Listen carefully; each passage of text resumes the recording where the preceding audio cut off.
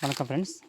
இப்போ இந்த இடம் வந்து பார்த்தோன்னா கோபிச்செட்டிப்பாளையம், கள்ளிப்பட்டி, குளத்துக்காடு, கிணத்துக்காடுன்னு சொல்லுவாங்க. இந்த ஏரியா கீழே கடைசியில் இருக்கும்.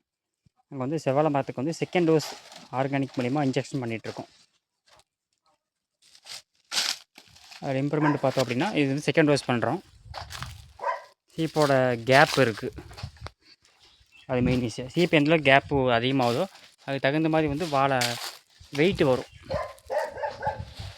சீப்புக்கு கேப் தெரியுதுங்களா? ஃபுல் கேப் இருக்குது. எல்லா சீப்புமே நல்ல கேப் இருக்குது. நிறையா புடை வந்துட்டுருக்கு. புடை வரக்கு முன்னாடியே போட்டோம். புடை நல்லா வந்துட்டுருக்கு. எல்லாத்துலேயுமே நல்லா சீப்பு கேப் இருக்குது. எல்லாத்துலேயுமே கேப் நல்லா இருக்குது.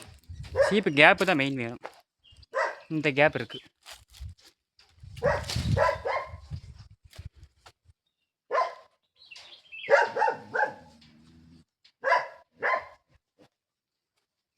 புடை வர்றதுக்கு முன்னாடி போட்டது. புடை வந்து சீப்பு கட்டு வந்துருச்சு. கொஞ்சம் வந்து புடை வரும்போது போட்டது.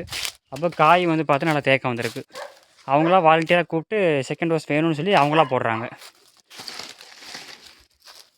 அதுமாதிரி தோட்டத்தை யார் கொடுத்தாலும் அந்த எல்லாத்தையுமே நம்ம ப்ராப்பராக தான் ஃபாலோ பண்ணிகிட்ருக்கோம். யாரும் மிஸ் பண்ணுறது கிடையாது. எவ்வளோ லாங்காக இருந்தாலும் பரவாயில்ல, நமக்கு சர்வீஸ் ப்ராப்பராக கிடைக்கும். டோட்டலாக செவ்வாழை 658 டு அங்கே ஒரு 150, ஒரு 800 வாழை பக்கம் நியர்பை இருக்குது.